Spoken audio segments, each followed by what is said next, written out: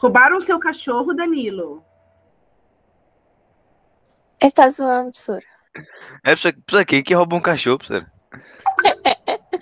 Ah, não sei. É piadista agora. Acabou de falar pra fazer O coisa Danilo é do humor. dessa. Ai, Jesus. Vamos lá. Hoje a gente vai falar de período regencial. Como que terminou a aula passada? A gente estava falando do primeiro reinado. Quem foi o primeiro rei lá, o primeiro imperador? Fala Foi pra o Dom Pedro... Não, o primeiro imperador foi o Dom Pedro II. Não, que foi o ele... primeiro. Ah, foi o primeiro, mas ele voltou para Portugal. Aí Isso. fizeram... Mas Aí ele ficou foi um o povo primeiro lá. imperador. Ele Foi governou ele. de 1822 a 1831. Vocês estão vendo a tela aí, o PowerPoint, ou eu tô falando só minha cara, assim, falando? Não, eu tô... Não, dá pra ver ele. Dá pra ver, Pro. Foi o primeiro imperador, então nosso primeiro governante foi um príncipe estrangeiro. O Brasil começou assim, ó, certo. Dom Pedro I ali, quando a independência foi proclamada, foi um acordão, né? Professora, tá travando. Professora, tá travando, professora.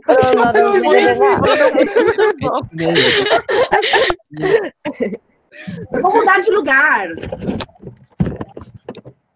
Eu vou sentar do lado do pai, peraí. Que foi, gente? Não é que o Danilo falou um negócio muito engraçado. Dá muito... Caralho. Melhorou agora? Melhorou muito. Agora tá ótimo, professora. Jura? As meninas do primeiro ano falaram que eu tenho Wi-Fi da padaria e o pior é que nem é. Ah, que bonitinho os negócios na parede pra gata. Ela tá aqui. Fala oi para as pessoas. Eu vou roubar. Meu mãe é tão linda. Ela virou para assistir a aula, cara. Bom, vamos lá. Dom Pedro I. Era isso, né? Nossa. Bom, Dom Pedro I foi o primeiro imperador, e aí ele vai sair fora. Tem várias razões, né, pelo qual ele sai fora. Tem muitos historiadores que acreditam que ele sai fora muito mais porque ele está cheio de problema aqui. Não foi realmente o sonho que ele sonhou, que seria ter um império só dele. Ele estava com a reputação bem ruim, tanto com quem era da elite, porque ele meio que tentou cortar as arestas lá do tráfico negreiro, e isso desagradou os latifundiários, tanto com os brasileiros também. Ele tinha muito apoio dos portugueses, mas os brasileiros achavam que ele que foi. Achavam que ele era muito autoritário, porque ele fez uma constituição que inventava o quarto poder. E teve a noite das garrafadas, acho que foi uma das coisas que eu comentei com vocês, né? Que foi uma noite, uma festa para receber, né? Uma festa lá para o Dom Pedro, e os brasileiros começaram a atacar garrafa e caco de vidro e tudo que eles puderam, copo, nos portugueses, nos estrangeiros que apoiavam, né, o Dom Pedro I. Então, Dom Pedro I vai abdicar do trono, e aí a gente vai entrar no período de mais treta que a gente teve nesse país, que é o período regencial. Né? A gente tem esse nome regencial porque o filho do Dom Pedro I, que seria o imperador do Brasil, era o Dom Pedro II, o Pedrinho, que você está vendo aí, só que ele tinha um problema em 1840, ele tinha 5 anos de idade. Vocês travaram? Travou? Não. É que do nada parou assim, todas as piadas ao mesmo tempo, fiquei meio chocada. Então vamos lá. O Dom Pedro II, ele não era Dom Pedro II ainda, ele era só Pedrinho, aliás, tinha um nome enorme também. Os dois Dom Pedro, eu não sei o que esses caras da nobreza tinham na cabeça, mas eles tinham uns nomes assim, compridaço. Depois, se vocês quiserem, a gente procura, eu leio para vocês. É horrível, assim. Bom, o Dom Pedro II só tinha 5 anos, ele não podia assumir, né? Porque na Constituição do Brasil, a Constituição do Império do Brasil dizia que o imperador tinha que ter 21 anos, e ele tinha 5. Então, vai ser eleito lá no Congresso, entre os senadores, 3 malucos para 3 caras, né? E foi eleito, assim, 3 caras para agradar todo mundo. Foi eleito um cara ligado ao exército, foi eleito um cara conservador e um cara mais liberal. Então, foi eleito 3 caras para reger o Brasil. Então, esse período, né, de regência, a gente teve várias pessoas que vão ser... Cara, essas pessoas são sempre pessoas de muito poder e influência no Brasil, pessoas de dinheiro, pessoas do exército, que vão ali, através do Senado, se eleger para governar o Brasil nesse período. Então, a gente vai ter às vezes cai no vestibular umas coisas muito bizarras, assim, a regência trina. Né? Regência trina é porque é uma regência de 3 pessoas, então 3 caras que regeram o Brasil no período. Teve a regência trina provisória, que foi, assim, alguns meses só. Eles foram eleitos e ficaram alguns meses, até a eleição de uma regência trina permanente, né? Que foram outros 3 caras que ficaram permanentemente no governo aí por 3 anos. Né? E aí os caras vão... O que vai acontecer nesse período? Primeira coisa da regência é que os caras vão criar a Guarda Nacional, que é tipo uma polícia, né? Que pertencia às províncias. Na época que o Brasil era império, a gente não era dividido em estados, a gente era dividido em províncias, e as províncias não tinham muita autonomia. E estava acontecendo muita treta no Brasil, que é o que a gente vai falar no final da aula, e que foi o que a gente estudou, acho que no 8º ano, e vocês fizeram cartazes e vocês apresentaram, vocês fizeram seminários no 8º ano sobre isso. Então, como estava tendo muita treta no Brasil, eles vão criar a Guarda Nacional para poder aí tentar conter, né, as revoltas. Em 1934 vai rolar uma reforma na Constituição, que chama Ato Adicional de 1834, e aí eles vão dar um pouco mais de autonomia, né, para as províncias e vão estabelecer eleições para escolher um regente. E aí nós vamos entrar no período final das regências, que é a regência una. Regência una porque é um cara só que regeu o Brasil durante a ausência do imperador. Então, o primeiro foi a regência una de Feijó. Ó, esse nome, quando eu falo regência una de Feijó, vocês conseguem entender que é a regência única de uma pessoa só do cara que chamava Feijó. Aham. Porque quando eu fui para a escola, quando eu era criança, eu falava regência una de Feijó, eu achava que o nome era Una de Feijó. Eu passei meu ensino fundamental acreditando que o Brasil foi governado por Una de Feijó e Una de Araújo Lima. Eu achei que era uma plantação de feijão. Não, o Feijó, o sobrenome dele, né? Acho que é Diego.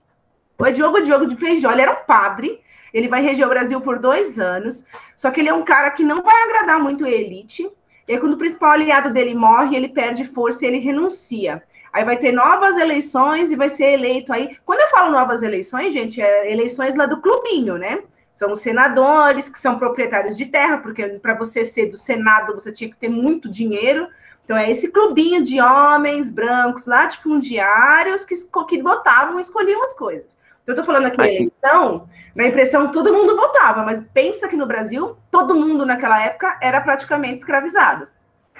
É tipo assim, o voto era censitário ainda? Sim. Ah, tá. O voto só vai deixar de ser censitário no Brasil em 34. Não faz nem 100 anos. E aí depois a gente tem ditadura. Na verdade, né? Nossa. Então, mas quando o voto deixa de ser censitário, eu minto. Quando o voto deixa de ser censitário na República, ele passa a ser... Ele exclui analfabeto. Lembra? Acaba... Não você não precisa mais eu lembro. mas tem que ser alfabetizado. Então, assim, das pessoas pobres, a maioria não eram alfabetizadas, né? Antes da década de 30, você não tinha escola pública gratuita para todos, obrigatória e tal. Então, muita gente não era alfabetizada. Então, você tinha um clubinho também de privilegiados.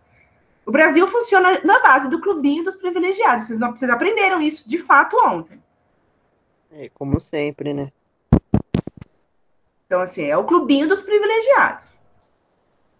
Bom, e aí a gente vai ter 2 regências unas, tá? Então, a gente tem 2 regências trinas, que são regências de 3 malucos, que não dura muito. Depois a gente vai ter regências unas, de um maluco só, que é do padre Feijó e do Araújo de Lima. Esse Araújo de Lima ele foi mais centralizador, mais mão de ferro. Então, ele vai acabar com as liberdades da província e tal.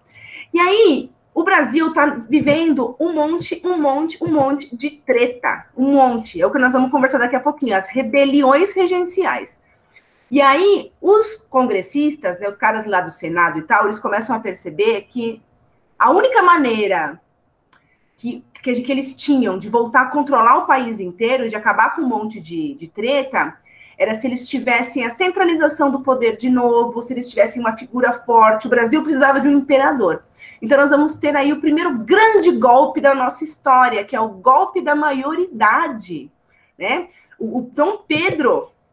II foi coroado imperador no dia 23 de julho. Ó, pronto, apareceu. Ó. Agora vai. Vai. Amorzinho, não grita. Ela quer subir no computador. Não vai subir no computador. Você desliga o computador quando você sobe. Desculpa. Então, Dom Pedro II foi coroado no dia 23 de julho de 1840 e ele tinha apenas 14 anos. Ele faria 15 anos no fim do ano, acho que em novembro ou dezembro que ele faria 15 anos. Então, ele tinha 15 anos incompletos quando ele é declarado imperador. Mas não é que ele foi declarado imperador sendo menor de idade, porque a Constituição, pela lei, estava bem claro, né, que a regra do jogo era o cara ser imperador aos 21 anos. Porém, os caras fizeram uma campanha pela diminuição da maioridade do rei. Então, eles fizeram lá o Clube da Maioridade, e aí eles cantavam essas musiquinhas por aí, queremos Pedro II, ainda que não tenha idade, a nação dispensa a lei. O Brasil dispensa a lei, gente, não precisa de lei. Né? Viva a maioridade. Então, eles anteciparam a maioridade. Então, eles declararam para o país que o Dom Pedro II, aos 14 para 15 anos, era oficialmente maior de idade. Foi isso que eles fizeram. Peraí. Tem alguém aqui, não? Tem. A Maria Clara. Prossigamos. Só que nem todo mundo acreditou muito bem nem todo mundo que vivia no Brasil era completamente idiota, né? A gente não é todo mundo completamente idiota. E nem todo mundo acreditou, né, que isso seria realmente uma coisa muito boa. Então tem as musiquinhas também, que eram musiquinhas principalmente do Nordeste, que se cantava por subir Pedrinho ao trono, não fique o povo contente. Não pode ser coisa boa servindo com a mesma gente. Quer dizer, né, eles deram esse golpe, eles anteciparam a maioridade do imperador para poder controlar o império, para poder evitar as rebeliões, especialmente rebelião de gente pobre, rebelião de gente preta, rebelião de escravo, porque eles iam perder o território, eles iam perder o controle sobre os escravizados. Então, eu vou mostrar para vocês, essas revoltas aqui são as revoltas regenciais. Vocês lembram disso? Pelo nome eu lembro. Da cabanagem e da balaiada. Vocês fizeram cartaz no 8º ano. Tão bonitinhos. Foi o primeiro seminário de história que vocês fizeram. Professora, eu fico impressionada com a sua memória. Eu lembro, gente. Eu lembro de um monte de coisa. Não significou nada para vocês. Minha aula. Chega de drama. Vamos lá. Revoltas regenciais. A gente tem 5 principais. Não foram as únicas, mas são 5 principais revoltas. A revolta do Grão-Pará. A revolta da cabanagem, que aconteceu lá no Grão-Pará. Grão-Pará era o nome dessa província, onde hoje é o Amazonas, né, o Amapá, Roraima. Na época ainda não tinha o Acre, porque a gente comprou o Acre depois, tá? O Acre ainda não era do Brasil nessa época. A gente tem a Balaiada, que é uma revolta que aconteceu ali no Maranhão. A gente tem 2 revoltas na Bahia, a revolta dos Malês e a Sabinada. E a gente tem a grande revolta da região sul, que é a Guerra dos Farrapos. E você vai se lembrar de uma coisa quando eu mostrar para vocês. Ela tá mordendo o meu pé agora para brincar. Não, Nenê, vai brincar aqui, ó. Cadê a bolinha? Espera um minutinho só, gente. Solta meu pé, criatura! Aqui, ó. Desculpa. Vai pegar a bolinha. Gato a gente perdoa. Gato é gato, né? Olha. Ela agarrou meu pé. Ela quer brincar. Só que agora não dá pra brincar. Brinca com ela, professora. Eu posso brincar com ela o dia inteiro. No único momento que eu não posso, aí que ela quer. O tempo que eu quero, ela não quer. Parece a minha. Bom, vamos falar um pouquinho da cabanagem, né? A cabanagem tem esse nome porque as pessoas que participaram dessa revolta eram cabanos, né? Eram pessoas que moravam, tipo, numas casinhas, assim, bem simplesinhas, que ficam bem perto do rio. Então, são umas casas meio que levantadas, assim, elas são construídas em cima de madeira, porque quando o rio sobe, a água fica, tipo, meio que na porta das pessoas. Vocês já viram isso? Sim. Já vi, já. Tem um nome específico, não tem? Principalmente na Amazonas. Isso! Deixa eu ver se eu acho aqui. Palafitas, É, né? mas aqui, palafita. Isso mesmo, aqui, ó. Deixa eu compartilhar aqui para vocês verem. Você está apresentando. Parar a apresentação. Eu vou apresentar a tela inteira. Aí é mais fácil, porque eu fico trocando e já era. Aqui, ó, tá vendo? Ó, esses caras pescando aqui. E essas casinhas. E aí, quando o rio baixa, você tem a casa sobre... Você fica isolado. Não, provavelmente você tem como subir e descer. É que essas casinhas aqui estão bonitas. Né? Não imagino que essas palafitas dessa Tem época... uma cidade que é só entendeu? assim. Eu esqueci o nome dela. Bom, então por isso que a revolta é chamada cabanagem, porque eram os cabanos, né, principalmente. Então você vê que é uma revolta de pobre, né? Uma revolta de gente ferrada, de gente que só trabalha e paga imposto. E era realmente esse o problema dos caras. Os caras, a gente trabalha, a gente gasta tudo que a gente ganha ou para comprar mercadoria essencial para sobrevivência ou imposto. Então, assim, a vida dessas pessoas era uma porcaria. Então, em 1835, eles se revoltam e eles assassinam. Olha que coisa, assassinato culposo. Foi sem querer, eles mataram o governador da província, não foi por querer mesmo. Então, aí começou a cabanagem. O governo do Império reuniu tropas no país inteiro e durante 5 anos o governo imperial matou cerca de 30 mil pessoas nessa região. E em 1840 acaba a cabanagem. Foram 5 anos de treta lá na região norte. Depois a gente tem a revolta dos malês, que foi uma revolta, assim, vamos dizer, de um dia, porque ela não chegou a durar dias, né? Foi uma revolta em Salvador, na Bahia. E chama malês porque o malês é de uma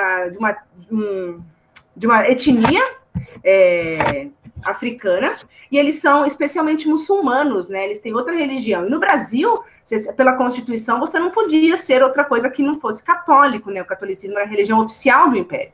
Então, vários escravos e ex-escravos se revoltaram.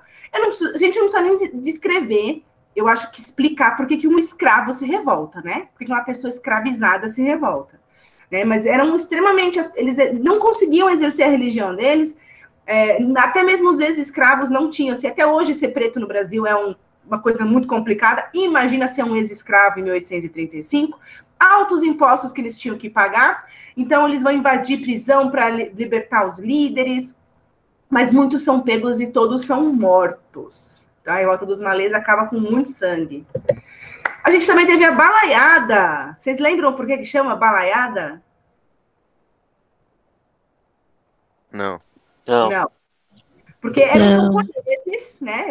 Eram trabalhadores do campo, lá do Maranhão. E balaio é tipo um cesto que os caras fazem. Você pega umas madeirinhas fininhas, vai trançando essa madeirinha e vai fazendo um cesto. Você já viu? Eles tacavam esse cesto nas pessoas? Não, como eles eram camponeses artesãos...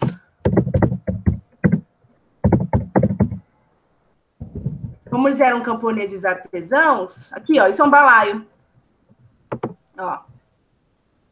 Esses cestos. Ai, a minha avó fala balaio de gato. Isso. Não, falou de Eu gato. não sei o que significa. Olha, eu também não sei, mas eu conheço. Mas balaio é isso. Balaio é essa cesta. E aí o balaio era o cara que fazia. Então, como eram pessoas pobres, os camponeses... Eles faziam, né, esse tipo de artesanato, então a revolta ficou conhecida como balaiada. Também teve uma forte opressão contra o governo. E esses caras estavam especialmente pé da vida, esses maranhenses, porque estava tendo revolta lá no sul, revolta lá no Grão-Pará, e eles estavam sendo convocados obrigatoriamente para o exército para ir lá nos outros lugares, a favor do Império, lutar contra as pessoas da outra revolta. E os caras, mano, vocês estão tirando com a minha cara, assim, minha vida, vocês fazem da minha vida um inferno, eu tenho que me juntar a você, representar você, arriscar minha vida para você, para matar os outros que estão bravos com você também. Então, também não queriam fazer isso. A gente também tem a Sabinada, que aconteceu na Bahia.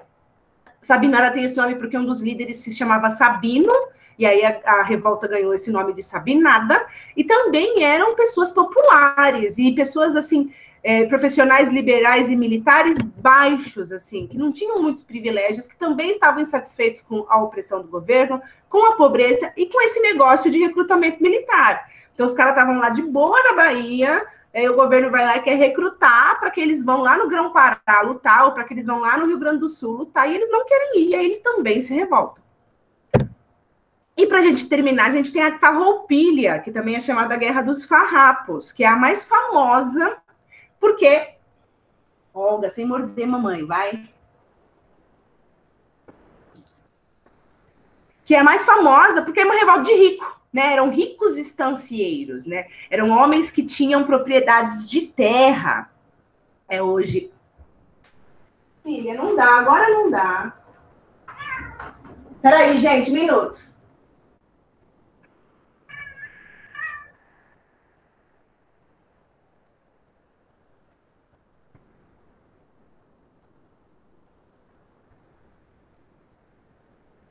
Perdão, vocês estão aí ainda? Sim. Sim. Desculpa, eu guardei a gata um pouco. Bom, então, a Guerra dos Farrapos, ou a Farroupilha, aconteceu na região sul, especialmente nos estados de Santa Catarina e Rio Grande do Sul. A revolta mais longa, né, durou 10 anos, porque é uma revolta de gente rica, né, eram ricos estancieiros, quer dizer que os caras que tinham propriedades de terra, e eles criavam gado lá no Rio Grande do Sul, e aí o gado da Argentina, a carne, né, o charque da Argentina e do Uruguai, estava entrando no Brasil com um preço muito bom, e eles pagavam altos impostos, e o que eles queriam era pagar menos impostos, e eles queriam ganhar melhor, então o império era um problema para eles. Então são 10 anos de conflito, e aí como é que esse conflito termina? Ele termina com muita gente assassinada e morta? Não, ele termina com um acordo, né? Depois de 10 anos de conflito, os farrapos, né, os revoltosos do Sul, tem algumas das suas exigências atendidas pelo governo imperial, e aí eles assinam um tratado para acabar com a revolta. E até hoje, lá no sul do país, aqui em São Paulo também tem, mas lá no sul do país é mais forte. Existe até hoje uma galera que quer separar a região sul do país do resto do país. Vocês lembram disso? Sim. É por isso que a gente fala que Sulista, sulista né? é chato? Eu acho que depende, né? Outro dia eu tava reclamando de sulista na internet, a menina veio falar assim pra mim, mas tem tanta gente boa aqui em Santa Catarina, não fala assim da gente. Ai, desculpa, moça. Desculpa, eu esqueço. É porque, pra mim, sulista é tudo branco, loiro de olho azul. Então, não é Assista. todo mundo, né? Você tem uma população Obviamente, né? preto e pobre no Rio Grande do Sul, Santa Catarina e Paraná. Você imagina o que não é ser preto e pobre nessas regiões do país. Tadinhos. Mas até hoje, a Guerra dos Farrapos foi uma guerra que os caras queriam porque queriam uma república, proclamar uma república para eles, porque eles iam prosperar muito economicamente se eles se livrassem do Império. E aí a região, principalmente o Rio Grande do Sul e Santa Catarina e parte do Paraná, até chegou a proclamar uma república, que depois não dá certo, porque o Império vai lá e consegue juntar o Brasil tudo de novo, né? Juntar os pedaços. Todo mundo quer se separar, né? Ninguém aguentava aquele governo imperial que não fazia sentido para as pessoas. Todo mundo estava ali meio que brigando para ter a sua independência, e os caras conseguem manter todo mundo unido a favor deles mesmos, né? Da propriedade dos grandes latifúndios, a favor da escravidão, porque a escravidão se mantém durante todo esse período. Aliás, os portugueses adoravam a escravidão. Depois eu vou mandar o episódio para vocês verem do Gregório, ele vai falar sobre a escravidão também. Assim, é deprimente a questão da escravidão nessa época, que o Brasil já era independente e a gente tinha escravidão ainda como uma coisa absolutamente normal. Mas como essa era uma guerra de gente rica, né, não terminou só com um banho de sangue, terminou com um acordo. E aí, como eu dizia, até hoje lá no Rio Grande do Sul, em Santa Catarina e Paraná, tem pessoas que querem separar o sul do Brasil para que eles tenham um país só deles. Vocês não lembram do Sulito? Lembro, inimigo dorsal. Gente, esse é o mascote da campanha lá da região sul do país, que quer separar a região sul do resto do país. Mas assim, tá. Se eles separarem, eles não vão mais ser a região sul. Não, eles vão ser país X deles, sei lá. Mas não vai, filha. Eu não acho, não acredito, não conseguiu separar. Naquela época, você pode perceber que o nosso país sempre foi, né? Os governos do nosso país sempre foram muito competentes em manter o território unido e manter a exploração do território.